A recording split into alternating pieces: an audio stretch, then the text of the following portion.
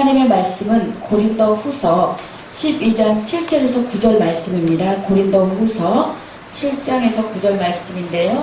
한 절만 제가 읽도록 하겠습니다.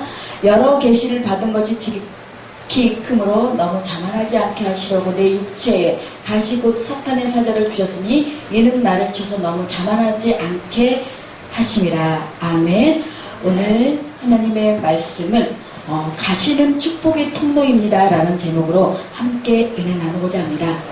사람은 누구나 다 가시가 있습니다. 가시가 없는 사람은 없습니다. 부모는 자식이 있는가 하면은 또 성도는, 목자에게는 성도, 또 친구도 있을 수가 있고, 또 몸으로 육체에 질병으로 또 그런 모든 가시가 있습니다. 어떤 분은 가난한 걸로, 또 어떤 분은 가정의 불안, 자녀 문제로 많은 가시로 자기를 찌르고 있는 것을 보게 됩니다. 그렇다면 우리는 사람이 일평생 살아가면서 가시가 없이는 살 수가 없습니다. 위대한 사도인 바울에게도 남부른 가시가 있었습니다. 여기 7절에 보면 내 육체의 가시 곧 사단의 사자를 주셨으니 라고 말씀합니다. 사도 바울을 일생 동안 찌른 가시가 뭐였을까요? 그것은 바울을 끈질기게 괴롭혔던 육체적인 고질병을 말합니다.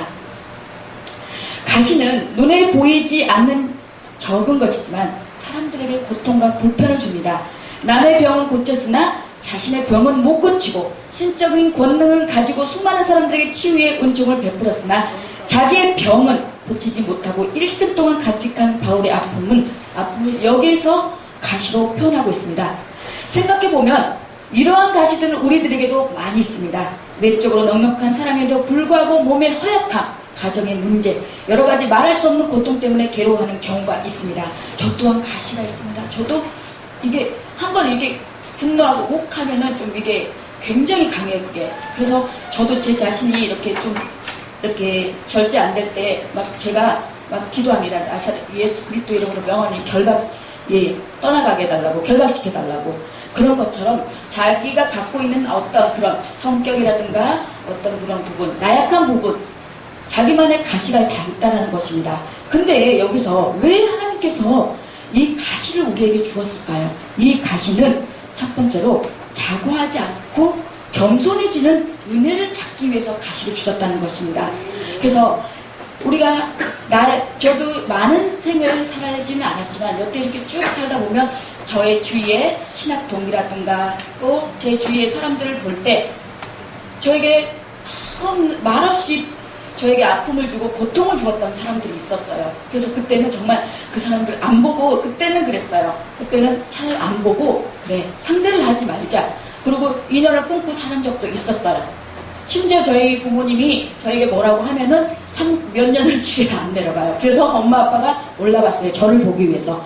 그렇게 하다가 제가 이제 예수를 믿고 신학을 하고 공부하고 이렇게 돼서 그게 그분들이 잘못이 아니라 그분들을 통해서 나의 못난 어떤 그런 성격과 어떤 그런 그 고집스러운 것, 나의 의, 그것들을 뜯어 고치기 위해서 나에게 그런 사람들을 붙여서 나를 훈련시켰던 거구나. 그걸 저는 이제 알았어요.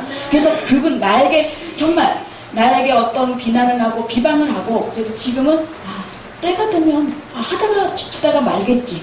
나만 그래봤자 자기만 죄짓는 거잖아요. 그래서 지금은 그러거나 말거나 즐깁니다. 하다가 지치면 얼마나 하겠어. 그러다 보면은 내가 그만큼 성숙하게 되더란 말입니다. 그래서 우리가 여기 이것을 가시를 8절 보면 이것이 내게서 떠나가게 하기 위하여 내가 3번 주께 간구하였더니라고 했습니다. 이 3번, 숫자적으로 3번이 아니라 이 간구하였다는, 3번 간구했다는 거는 정말 간절히 간이 저리도록 3번 주께 간구했어요. 정말 이 가시를 고쳐달라고.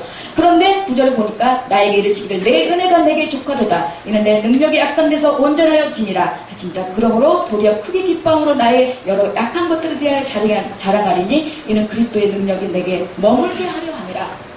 그렇습니다. 정말 지나고 보면 나에게 정말 비난하고 나를 욕하고 나를 정말 아프게 했던 사람들, 그 사람 때문에 내가 만들어졌고 그 사람 때문에 내가 더 성숙하게 됐다는 말입니다. 그래서 저는 오히려 지금은 그분들이 감사하고 정말 감사합니다.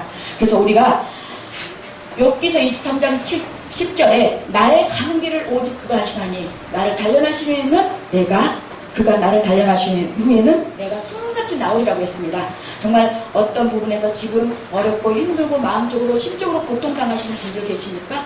그 고통은, 그 아픔은 나를 하나님께서 마침내 하나님이 쓰시기에 합당한 그릇으로 만들기 위해 나를 훈련하고 계시는 과정이다 생각하시고 잘 인내하고 가다 보면 하나님께서 마침내 하나님 내가 나도 모르게 내가 이런 사람이었나? 그렇게 하나님이 우뚝 솟아놓고 세워놓고 하나님께서 쓰시기에 합당한 그런 그릇이 되어 하나님께 영광 돌리고 하나님을 기쁘게 하는, 하나님을 시원케 하는 그런 하나님의 귀한 사역자로 종으로 되어 있을 줄로 믿습니다. 감사합니다. 하나님 아버지 감사합니다. 이 시간에 귀한 말씀 전했습니다. 하나님의 생각 온전히 하나님의 뜻만 전하게 하였음을 이 시간 고백하오니 오로지 우리 주님만 영광 받아 주시옵소서. 예수님의 이름으로 기도드렸습니다. 아멘.